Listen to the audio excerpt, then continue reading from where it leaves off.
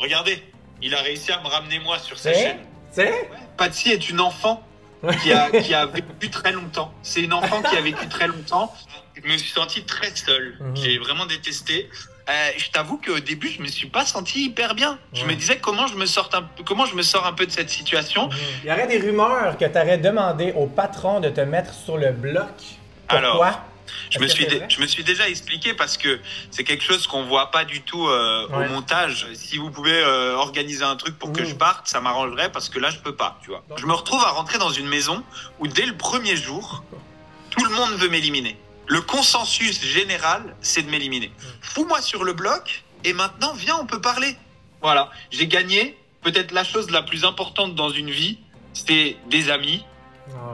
Tout récemment, Mélanie Dedigama s'en est pris à toi sur TikTok en te traitant de pervers narcissique. Est-ce que tu as une idée pourquoi tu as traité de pervers narcissique? Est-ce que vous avez réglé vos comptes depuis ce temps-là ou... Alors, j'ai découvert cette vidéo qu'elle avait faite en sortant du coup de Big Brother.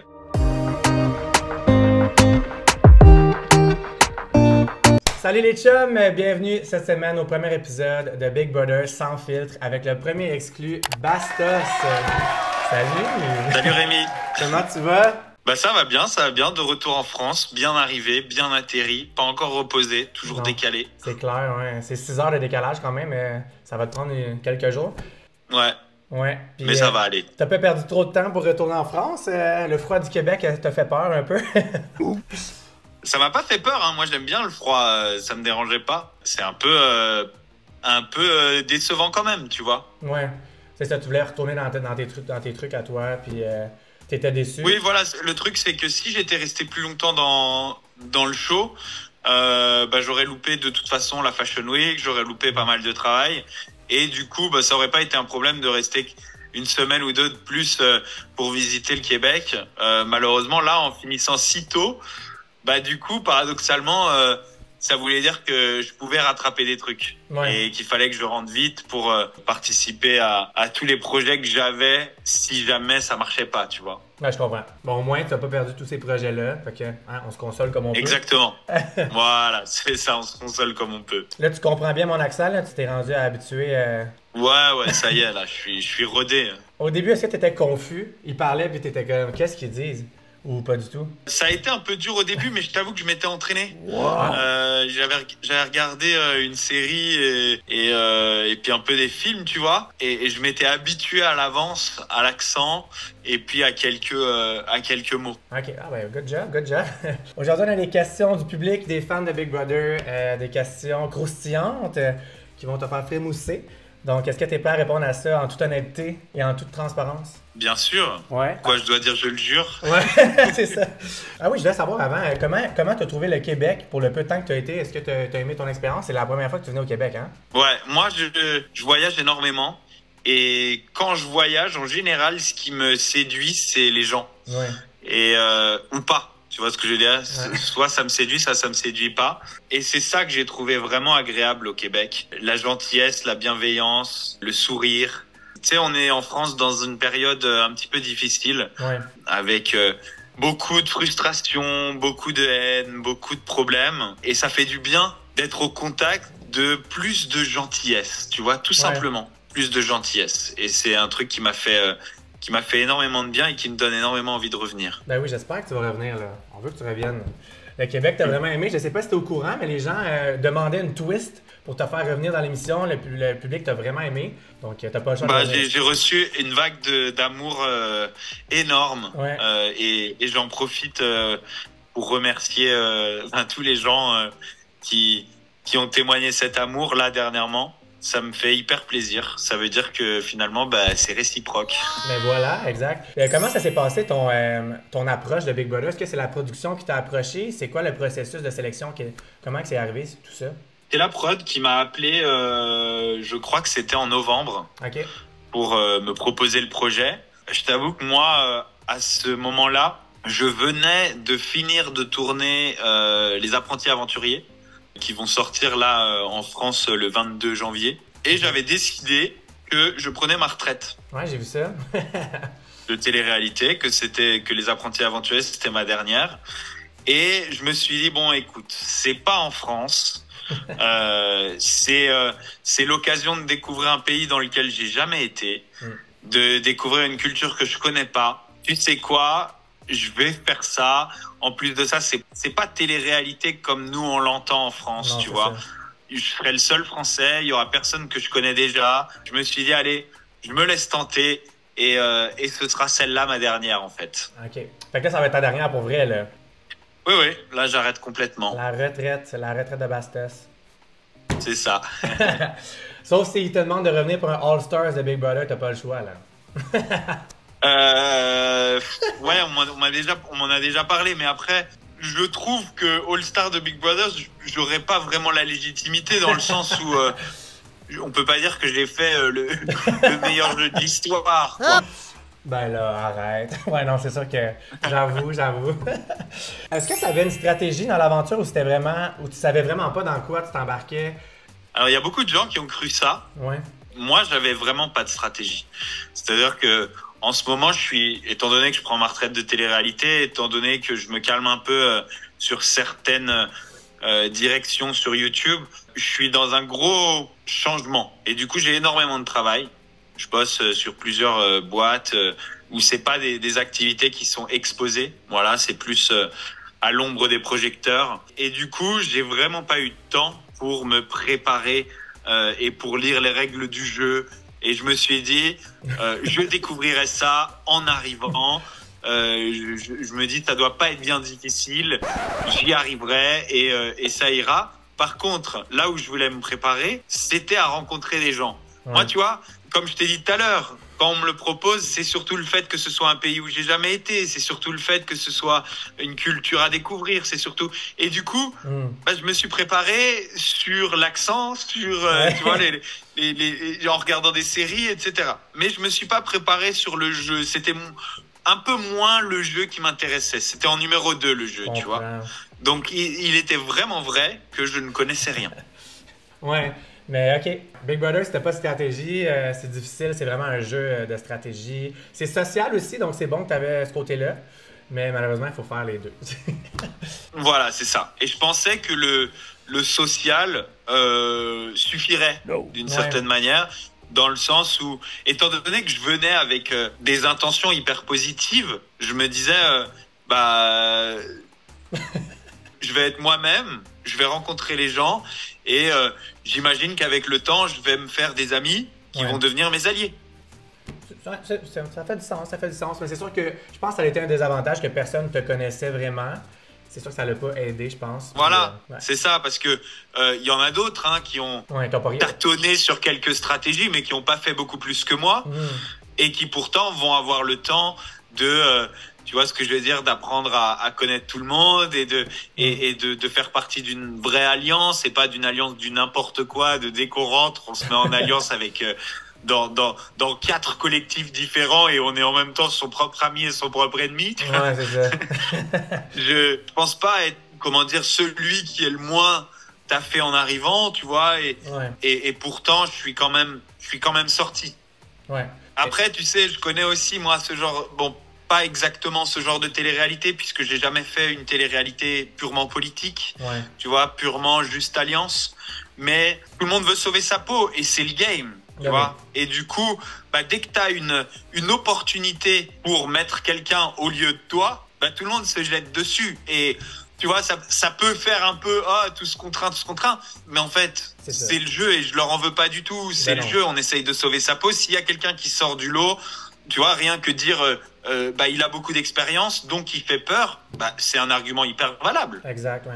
Mais regarde, dans tous les cas, tu as sorti de ta zone de confort, tu es venu au Québec, tu as vécu une télé-réalité exactement, j'ai pas de regrets. Complètement différente de ce que tu as vécu. Tu n'avais pas besoin de faire tes charmes et de dater des femmes. Et ça devait te faire quand même. Exactement. Ça devait quand même te faire du bien de te valoriser par ta personnalité puis autre chose que tout le temps.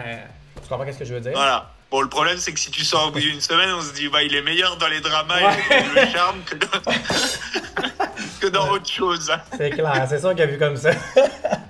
Est-ce que tu regrettes de ne pas avoir fait de stratégie dès le départ ou tu changerais rien, mettons? Pas du tout. En regardant, je trouve que les stratégies qui sont faites dès le départ, c'est du n'importe quoi. C'est vraiment, tout le monde accepte toutes les alliances, tout le monde essaye de créer toutes les alliances. Comme on a pu le voir, ça perdure pas vraiment. Ça n'a pas de puissance. Les bimbos sont déjà finis. Voilà, je pense pas que c'est le fait de ne pas avoir été dans des alliances très rapidement qui m'a pénalisé. Je pense qu'il y a autre chose, tu vois. Est-ce qu'il y avait des candidats qui savaient t'étais qui avaient déjà écouté tes téléréalités en France et où il y avait personne qui savait t'étais qui? Absolument personne. Et c'était, ça m'arrive rarement, tu vois, de me retrouver dans un groupe, une soirée où personne sait ce que je fais. Mais tu sais que c'est plutôt positif. Ouais, ça devait être. C'est-à-dire que avec eux tous, je partais sur une feuille vierge, sur une feuille blanche. Tu vois ce que je veux dire?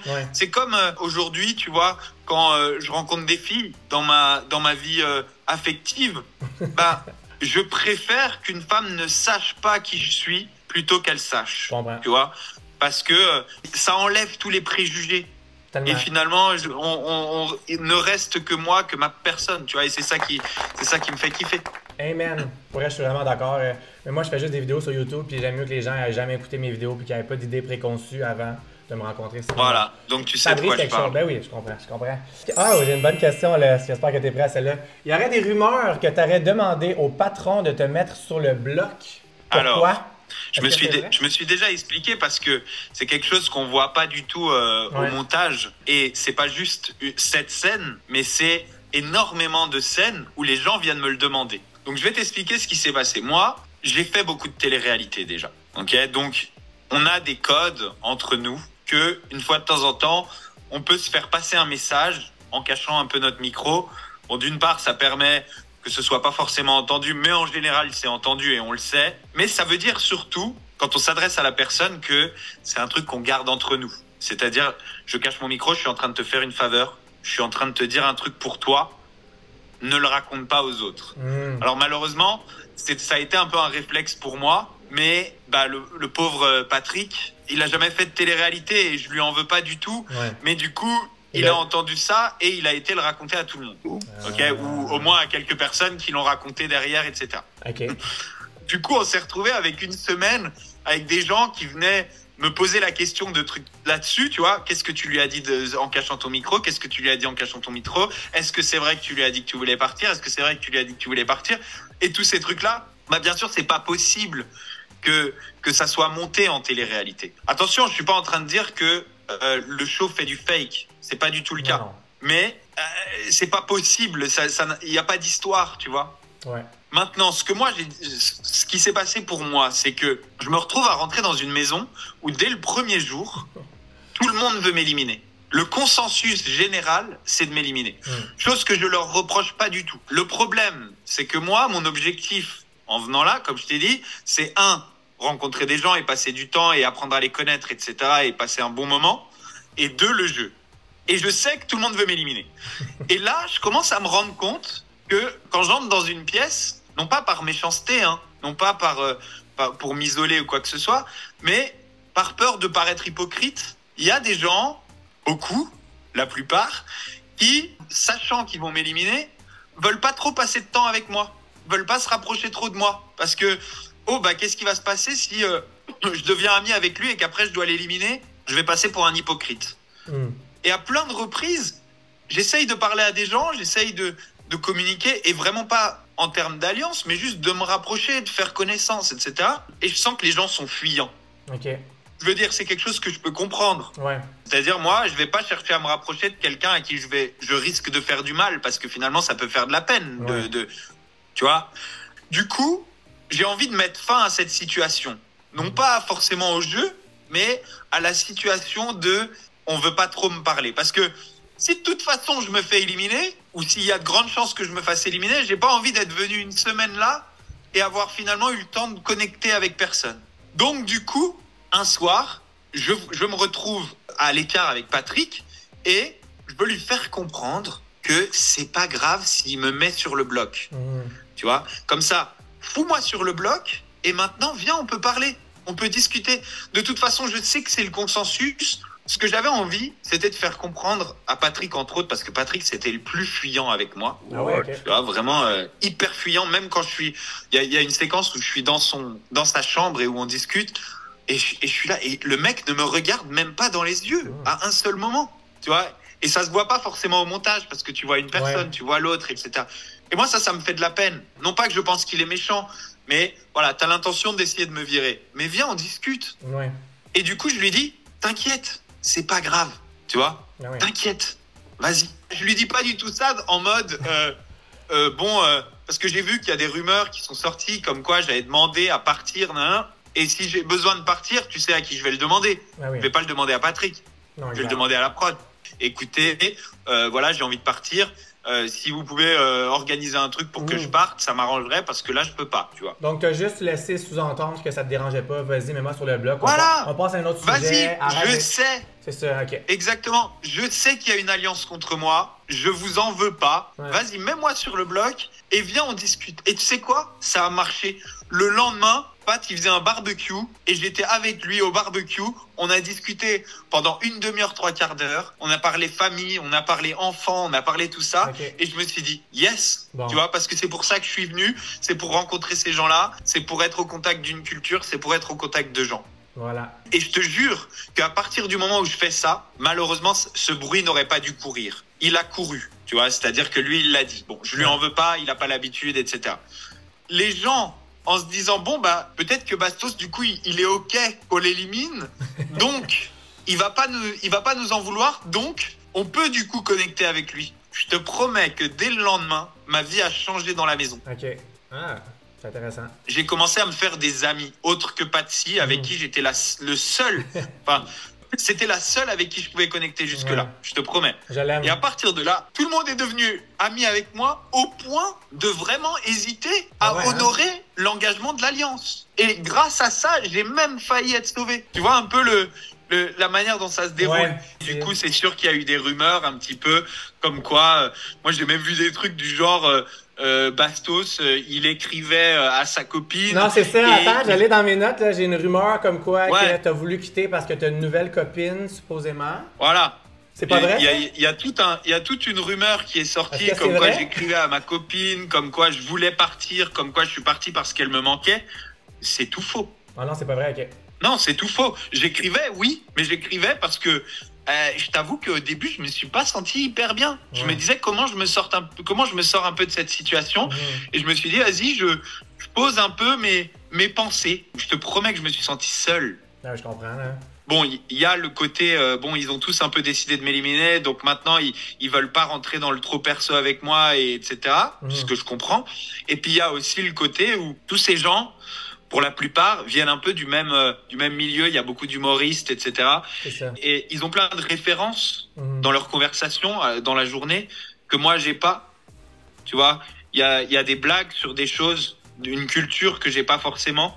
Et parfois, c'était difficile t'avais un handicap quand même. Ça rajoutait à la difficulté de connecter, tu vois. Et moi, ma pire peur pendant tout ce truc-là, c'était, de rien en tirer de ce jeu. Exact. Qu'est-ce que tu as retiré? C'est quoi la première chose qui te vient en tête si je te dirais qu'est-ce que tu en as retiré de positif? Si j'avais pas dit à Patrick, mec, t'inquiète, je m'en bats les couilles. Vas-y, voilà, t'as envie de me mettre sur le bloc, mets-moi sur le bloc, mais s'il te plaît, parle-moi. T'aurais rien retiré sinon, hein? Ça a arrêté. Voilà, j'aurais rien retiré. Et faire une semaine de plus ou 2 semaines de plus. Dans cette ambiance. J'aurais fini par un moment, tu vois.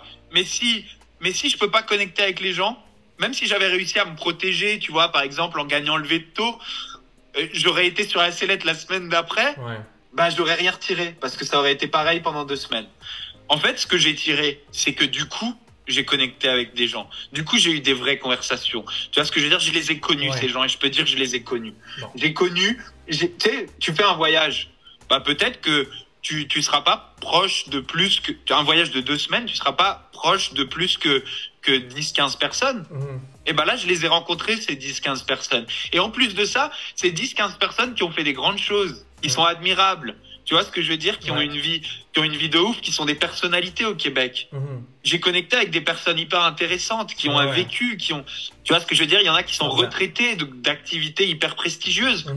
J'ai connecté avec ces gens-là. Donc finalement, est-ce que j'ai pas eu un voyage beaucoup plus prolifique que si j'étais parti au Québec, les mains dans les poches, sans connaître personne, et que je venais pas faire un show? C'est sûr que c'est mieux, exact. Voilà. J'ai gagné peut-être la chose la plus importante dans une vie, c'était des amis, des vraies relations sociales et une vraie porte d'entrée vers une culture.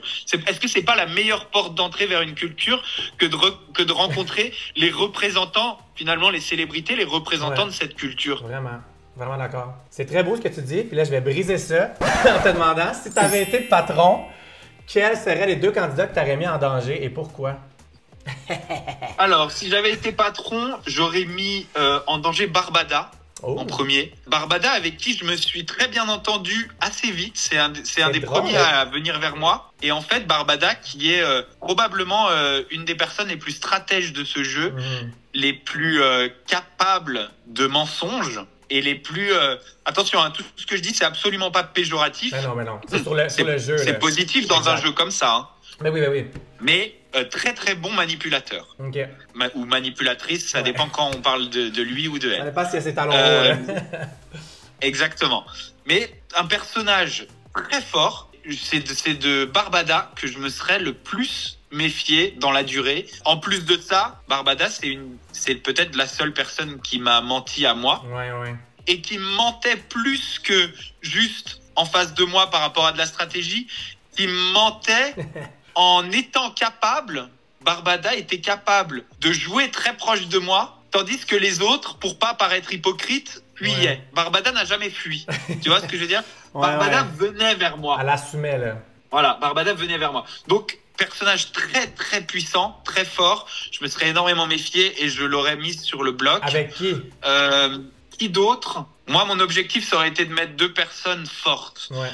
Je pense que la force de Patrick venait vraiment de son rôle de patron, mais je pense pas que ce serait un personnage si fort par la suite. Je me méfierais plus d'un Dave, par exemple. Ok. Ouais, j'aurais peut-être mis un Barbada Dave et j'aurais pensé sortir des gros joueurs. Ouais, ben c'est une bonne stratégie. Là. Au début, quand tu as beaucoup de chiffres, il faut que tu sortes les gros joueurs. Parce qu'après ça, quand il n'y a plus beaucoup de gens, c'est difficile à sortir. J'ai eu beaucoup de questions. Les gens, écoute, je me doute de la réponse. Les gens se demandent quelle était la nature de ta relation avec Patty. Est-ce que c'était plus que de l'amitié? C'était un peu le jeu de Patty, dire que j'étais son amant. Honnêtement, je pense que si quand Patty était plus jeune, j'aurais été totalement son type. Ça, c'est sûr.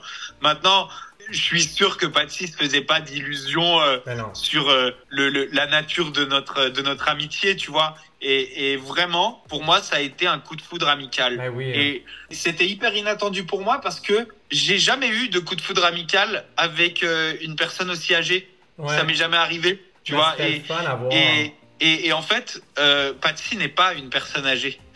Mais non, elle a un cœur d'enfant, là. Ouais, Patty est une enfant qui a vécu très longtemps. C'est une enfant qui a vécu très longtemps. Et c'est ça qui m'a séduit amicalement. Je regardais Patty, alors que je connaissais pas du tout, hein, moi. Bon, désolé pour mon manque de culture. Mais Patty Galland, pour moi, c'était juste cette dame que je rencontre là. Il y avait rien d'autre. Et du coup, j'avais aucune idée de l'ampleur de ce qu'elle représente, tu vois. Et vraiment, juste nos 2 personnalités ont cliqué. La première journée, là. Ouais, la première journée, la première rencontre, notre première discussion. Et on cliquait pas uniquement dans le sens où ses expériences et ses histoires m'intéressaient. On se marrait avec Patty. On rigolait. On discutait sans s'arrêter le soir quand on était dans la chambre.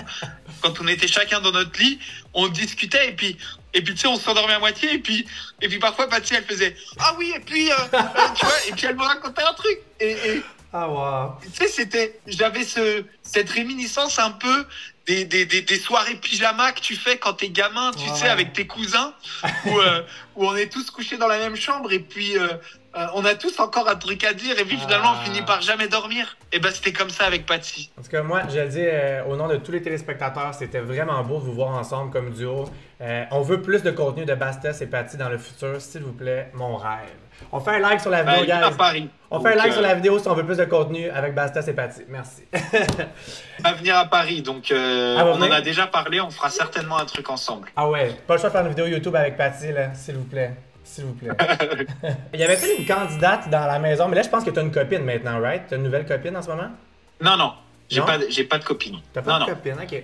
Y avait-il une candidate dans la maison qui te plaisait? Non, Non, aucune? pas du tout. Non, Ouais, non. pas du tout. Alors attention, il y avait plein de gens hyper intéressants mais j'étais pas du tout, je suis pas du tout venu dans cette optique-là. Ouais. Je pensais pas du tout à ça, quoi. Mhm. Je suis pas venu en mode séduction. Non, exact. Tout récemment, Mélanie Dedigama s'en est pris à toi sur TikTok en te traitant de pervers narcissique. Est-ce que tu as une idée pourquoi tu as traité de pervers narcissique? Est-ce que vous avez réglé vos comptes depuis ce temps-là ou... Alors, j'ai découvert cette vidéo qu'elle avait faite en sortant du coup de Big Brother. Ouais. Bah déjà, j'ai eu beaucoup de peine pour elle, de voir sa peine. Ça m'a fait de la peine. Je voulais vraiment pas mal parler d'elle. Laura m'a posé une question sur la nature d'un exemple de clash qu'on avait eu par le passé. C'est une histoire qui remonte à il y a 4 ans et j'ai dit que j'avais fait une mauvaise blague à l'époque. Ok, je veux dire, j'ai rien rajouté, j'ai pas fait de jugement de valeur, j'ai rien rajouté, j'ai parlé de cette mauvaise blague que j'avais faite. Je pensais vraiment pas que ça aurait cet effet sur elle. Maintenant, ça l'a eu et c'est tout ce qui compte. Et du coup, je le regrette. Je regrette d'avoir parlé de ça, surtout pour une vidéo de Laura. Tu vois ce que je veux dire? Ouais. Si mon but, ça avait été de faire un buzz là-dessus ou quoi que ce soit, bah, je le ferais sur ma chaîne. Je veux dire, Ouais, tu vois? C'est ça, je comprends. Ça, j'avais aucun intérêt à faire ça. J'ai vraiment pas pensé lui faire du mal. Ça lui en a fait. J'en suis désolé. Et j'ai pris la résolution de ne plus parler d'elle, tu vois. Ouais. Et je lui présente mes excuses. Est-ce que tu lui as Voilà. parlé à elle directement ou vous n'êtes pas parlé du tout? Non. Je peux pas. Je suis toujours bloqué de partout. Ah, Vous verrez tous la diffusion des apprentis aventuriers. Vous verrez comment ça s'est passé entre nous, etc. Mais aujourd'hui, j'ai aucun moyen de lui en parler. Sinon, Ouais. je lui aurais envoyé un message et je lui aurais dit, écoute, je suis désolé, vraiment, je n'aurais jamais pensé faire de la peine de ce côté-là et compte sur moi, je parlerai plus de toi. Few moments later. prochaine question, c'est j'ai su que tu avais fait un tatouage quand tu es venu à Montréal. Je voulais savoir si on pouvait le voir, mais en même temps, tu as l'air vraiment habillé. Là. Ouais, je suis très habillé parce que ça caille un peu ici. Mais attends, je vais te montrer ça. Moi, c'est ma job principale, je suis tatoueur aussi. Donc, si tu reviens à Montréal, il faut, C'est pour ça que t'es hyper tatoué là. ouais, il faut absolument que tu viennes te faire tatouer ici. Là. J'ai un studio ici. Ah, c'est dommage, si j'avais su. Ben, tu reviendras. T'auras pas le choix. Ouais, mais bien sûr. Oh yeah! What? Pourtant, t'es même pas sur le bloc puis tu te déshabilles. Alors, le premier, Ah, t'en as fait c'est plusieurs? celui-là. Ah, il est beau! Ça, c'est le premier. C'est un démon de la cabale. Ok. Et le deuxième, Ah oui, lui, je l'avais vu sur ton Instagram. Ah, il est trop nice. c'est Genre- celui-là. C'est le groupe de death metal de mon meilleur ami. Quand j'étais en isolement, tu sais, Big Brother, c'est la diffusion, c'est en J+4. Donc Ouais. en sortant, on est isolé pendant 4 jours avant de pouvoir partir. Je me suis senti très seul. J'ai vraiment détesté. Ouais. Et c'est avec mon meilleur ami que j'ai énormément parlé. Puis du coup, au moment de choisir un tatouage, ben, tu sais, on reparlait de toute notre vie, de souvenirs de. Ça fait 14 ans qu'on est meilleurs amis. On reparlait de nos souvenirs de vie. Et puis je me suis dit, tu sais quoi, en fait, c'est ça qu'il faut que j'immortalise avec un tatouage. Ah, voilà. Très, très beau geste. Pour terminer, l'avant-dernière question. As-tu eu des offres pour de la télé québécoise à ta sortie ou tu veux te tenir loin de la télé pour le moment? J'ai eu aucune offre. Je suis Non. transparent avec toi. J'ai eu aucune offre pour l'instant. Par contre, j'essaye de rentrer en contact avec des agences Ok. pour essayer d'être représenté au Québec. Mhm. Pour peut-être pouvoir travailler dans le futur au Québec aussi, tu vois, Pourquoi pas? et une fois de temps en temps revenir dans votre beau pays et pouvoir peut-être gagner un peu d'argent. Reviens l'été, par contre. L'été, c'est vraiment, vraiment, vraiment différent au Québec. C'est vraiment le fun. Il fait chaud, il y a des festivals partout. C'est pas la même chose. Ouais, C'est pas la même chose. Il faut que tu reviennes l'été. je note. Ouais, dernière question, Bastos. Ta prédiction du gagnant ou de la gagnante de Big Brother Célébrité cette année, c'est qui? Alors, bon, il y a qui j'aimerais voir gagner. Qui tu penses qui va gagner? Je pense que pour l'instant, la personne qui est la plus adaptée à ce jeu, c'est Barbada. Oh, ok. Je pense que c'est la personne la plus dangereuse de ce jeu. Ceux que j'aimerais voir gagner, moi j'aimerais bien voir gagner. Je pense pas que Patsy ait ce qu'il faut pour rester Non. pendant 3 mois Mais là-dedans. ça serait un rêve. Ça serait un rêve, mais je pense pas. Voilà. Par contre, je vois bien. Moi, j'aimerais vraiment que ça soit Danick. Ah ouais, ok. Ah, je l'aime, Danick. Ouais. C'est vraiment la deuxième personne avec qui je me suis vraiment lié d'amitié. Ouais, il est cool. Et j'adore ce gars. J'ai très hâte qu'il vienne me rendre visite ici en France. Oh. Et je mettrai un petit jeton sur lui parce que même si je pense que Barbada est plus forte, j'ai envie de mettre un jeton sur qui j'ai envie de voir gagner. C'est tu bon, vois. ça. C'est bon. Est-ce que tu savais que c'était une drag queen qui avait gagné l'an dernier? Ouais, je savais, ouais. Ah, ok. Hey, Enfin, man. j'ai su. Ouais, je pense que ça va nuire à Barbados un peu, là, vu que c'était déjà une Oui, drag queen. voilà, pas 2 fois. Ça Ouais, peut je pas pense marcher pas. 2 fois. Un gros merci, Bastos, pour avoir pris le temps. Je sais que tu es vraiment occupé. Tu viens de revenir en France, tu es en décalage horaire. Merci vraiment, au nom de tout le public québécois, de t'avoir prêté au jeu, d'être sorti de ta zone de confort. Tu es vraiment une personne formidable. Puis j'espère que les gens ont appris à te découvrir un peu plus dans l'entrevue. Son Instagram est juste ici si vous voulez aller le suivre. Il y a le lien dans la barre d'infos. Allez le suivre. Faites un thumbs up si vous avez aimé la vidéo et abonnez-vous à ma chaîne. Dis-leur de s'abonner à ma chaîne. Les amis, abonnez-vous à la chaîne de Rémi. Rien que pour sa gentillesse, pour sa bonne humeur, pour le... Et puis, regardez, il a réussi à me ramener moi sur sa chaîne. Tu sais? À l'international. Ça s'admire, ce genre d'initiative. Ta tête passera plus dans la porte, là. Bye, tout le monde. Bye. Ciao, ciao. Les ballons. Wow, comment tu fais ça? J'imagine que c'est parce que j'ai fait ça. Ciao, ciao. Ciao, ciao. Moi, j'ai pas de ballon. Non, pas de ballon.